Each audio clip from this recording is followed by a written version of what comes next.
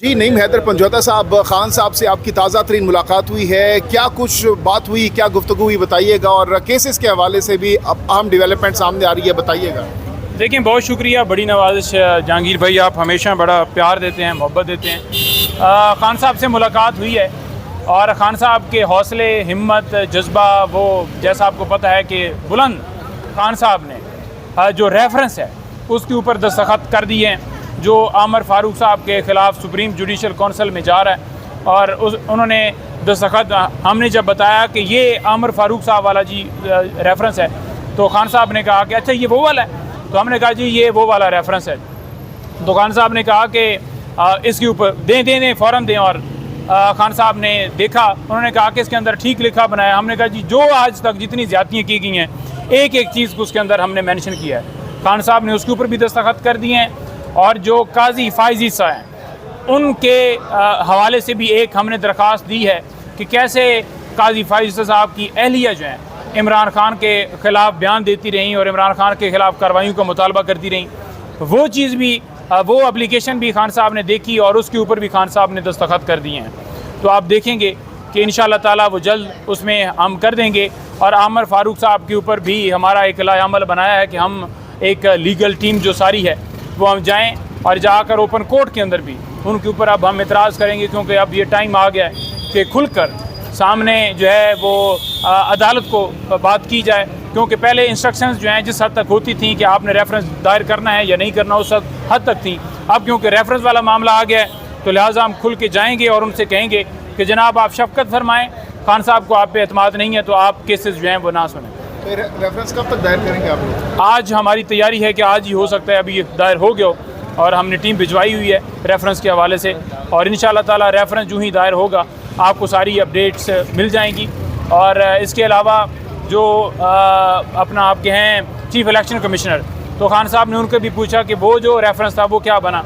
तो वो अली ज़फ़र साहब को तो उन्होंने कहा था कि सोमवार तक आप लेकर आ जाएँ, लेकिन वो शायद उनकी तैयारी अभी मुकम्मल नहीं हुई, तो वो जिस वक्त लेकर जाएंगे तो उसके ऊपर भी कर देंगे। तमाम मेम्बरान के ऊपर भी रेफरेंस फ़ाइल करने जा रहे हैं। इसके अलावा केसेस की सूरत हाल ये है कि हमें इतला मिली है कि खान साहब का मिलिट्री ट्रायल जो है वो करने जा रहे हैं। और मिलिट्री ट्रायल के लिए खान साहब को अडयाला जेल से लाहौर जो है वो शिफ्ट करने का प्रोग्राम बनाया गया है और मिलिट्री की कस्टडी में ले जाने का हम सुन रहे हैं। तो हम पहले से एडवांस में शदीद अल्फाज में मजम्मत करते हैं और हम पूरी कौम से ये कहते हैं कि कल जुम्मे को पूरे मुल्क के अंदर एहतजाज है। तो आप सब निकलें, ये जो फस्तारियत है, ये जो जुल्म है, ये जो जबर है, इसके ख़िलाफ़ आवाज़ बुलंद करें। कोर कमेटी के अंदर भी ये सारी हमारी बात डिस्कशन हुई है, जिसमें हमने वहाँ पर रखा है कि ये यहाँ से अडयाला जेल से खान साहब को लाहौर शिफ्ट करने का इरादा रखते हैं और ये प्लानिंग बनाकर बैठे हुए हैं। तो इंशाल्लाह आप देखेंगे कि उसके ऊपर भी हमारा कंप्लीट रद्द-ए-अमल आएगा। और इसके साथ साथ जो 9 मई के केसेस हैं, आज वीडियो लिंक के ज़रिए भी खान साहब को पेश किया जाना है और दीदार के लिए काफ़ी लोग वहाँ पर पहुँच चुके हैं जो खान साहब का दीदार करेंगे। दीदार मुर्शद जो है वो आपको पता है कि जहाँ पर दीदार मुर्शद की बात आती है तो फिर लोग जो हैं वो इकट्ठे होते हैं, जमा होते हैं। तो लोग आज वहाँ पर जा रहे हैं और वकला भी जा रहे हैं, वो आज खान साहब का दीदार भी करेंगे। क्योंकि डेफिनेटली एक अरसा है, एक अरसे में आपने देखा कि सुप्रीम कोर्ट में भी चंद लोग थे जिनको जाने दिया गया या वो एक तस्वीर वायरल हुई।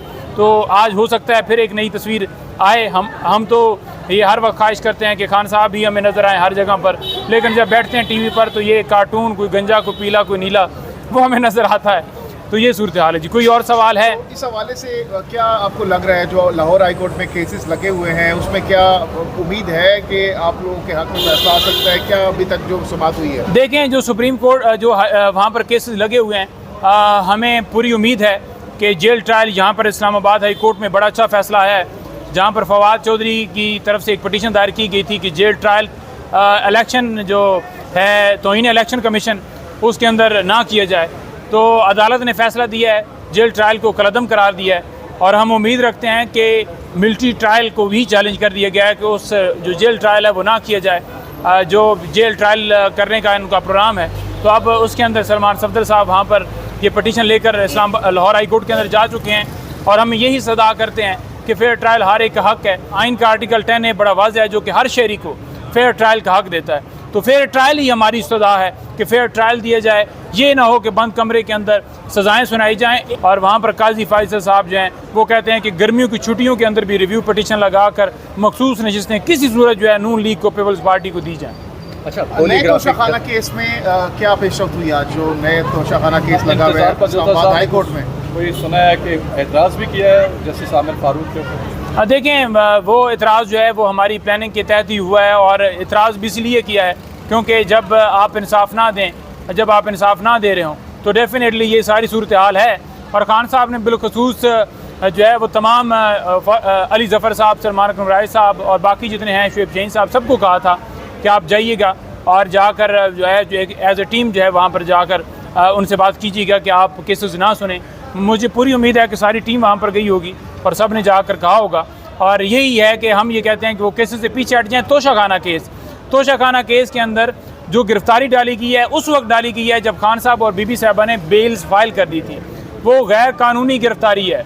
और उसके अंदर भी जो मैं कहूँगा कि जो इन्वॉल्व हैं वो 2 लोग हैं। आमिर फारूक साहब के पास 5 दफ़ा दरखास्तें दी गई और केस लग के दोबारा उसके ऊपर सुनवाई नहीं हुई, और पता था कि इस केस के अंदर जो है इद्दत केस रह गया और उसमें सुनवाई ना करना और बाकी केसेस के अंदर जो है वो 4 बजे के बाद भी बैठना कि नवाज़ शरीफ साहब को प्रोटोकॉल देना है, उनकी बरीयत करनी है, वो केसेस सुने गए। तो इसलिए खान साहब को और बीबी साहबा को जानबूझकर गिरफ़्तार किया गया, एक प्लानिंग के तहत किया गया। ये इलीगल गिरफ्तारी है, कोई भी गिरफ्तारी लीगल नहीं है, और उनको उस गिरफ्तारी को चैलेंज किया था और रिहाई का हुक्म दिया था। अब अदालतों के ऊपर मुनसर है जब दरख्वास्त आए तो वो क्या फ़ैसला कर लिया। पॉलीग्राफिक, हाँ देखें, पॉलीग्राफिक टेस्टों की बात हो रही है, तो हम ये कहते हैं कि नवाज़ शरीफ, शहबाज शरीफ, मरियम, ख्वाजा आसफ और इसाक डार, ये सारे जितने इनके हैं, जरदारी, इन सब के पॉलीग्राफिक टेस्ट जो है ना वो लिए जाएँ। एक तरफ इनको बिठाया जाए, एक तरफ खान साहब को बिठाया जाए, दोनों के टेस्ट लेकर उनसे सवालात भी किए जाएँ और फिर वो जवाबात भी देंगे, और फिर तय हो जाए, मुकाबला हो जाए ना कि पॉलीग्राफिक टेस्ट के अंदर कौन पास करता है। क्या इमरान खान उस मुकाबले में जीता है कि मुहिब वतन कौन है और गद्दार कौन है, या वो जीते हैं? तो इंशाल्लाह आप देखेंगे कि इमरान खान ही जीतेगा, क्योंकि इमरान खान मुहिब वतन पाकिस्तानी है, और ये दूसरे जो आज जिसको कह रहे हैं गद्दार, ये खुद गद्दार है। लाइव स्ट्रीमिंग का भी मुतालबा करेंगे फिर अगर करते हैं तो? लाइव स्ट्रीमिंग देखें, दिखानी चाहिए, और अगर ये समझते हैं कि इनकी मकबूलियत है, ठीक है, क्योंकि इनको तो देखता कोई नहीं है बंदा, मकबूलियत उसकी है जिसकी तस्वीर से भी डरते हैं, और इसी वजह से डरते हैं क्योंकि उसकी मकबूलियत का डर है। तो फिर खान साहब को ले आएँ, लाइव दिखाएं और दूध का दूध, पानी का पानी हो जाए। वो हाथ से पीछे करो, जल्दी करो ना, ठीक है। बिस्मिल्लाहिर्रहमानिर्रहीम।